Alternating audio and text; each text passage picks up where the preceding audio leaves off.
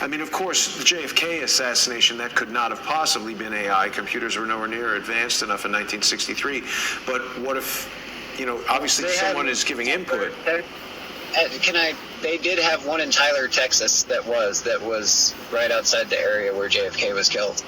When was that? They put the first AI into Tyler, Texas in the 50s. That was what JFK was trying to warn us about with the people with the advanced military and advanced technology, and we're all organized, is because JFK found out about the original machine in Tyler. And that's why he went to Texas, as he was looking at it, and then they killed him. That's why they did it at the time they did. Daly Square, it's the home of the Men in Black. Wow. Yeah.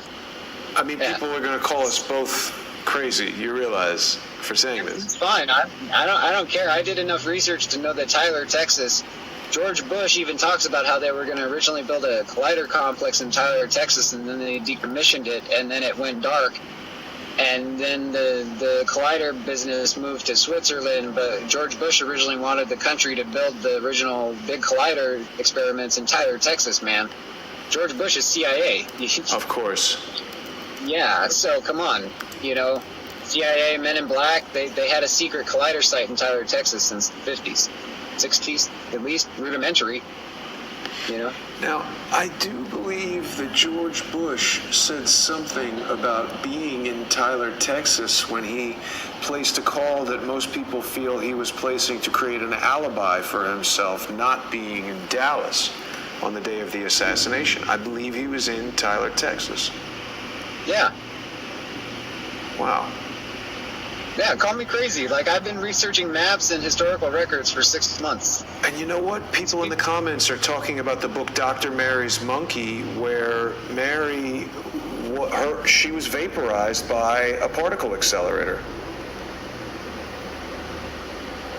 Wow, Quinn. Yes, people are saying Jason retrieves jaw from floor. I mean, this is amazing. It's really big.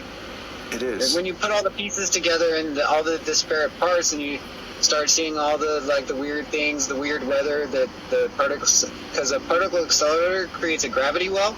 Because when you spin those particles around, it affects the gravity in the immediate area.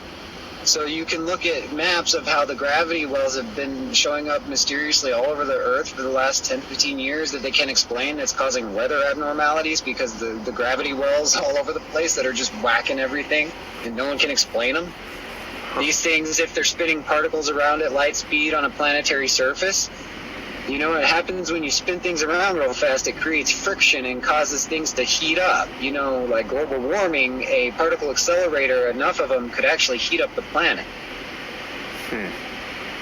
So there's a lot of things that could be potentially being caused by these experiments that are getting blamed on, this guy and that guy and this guy.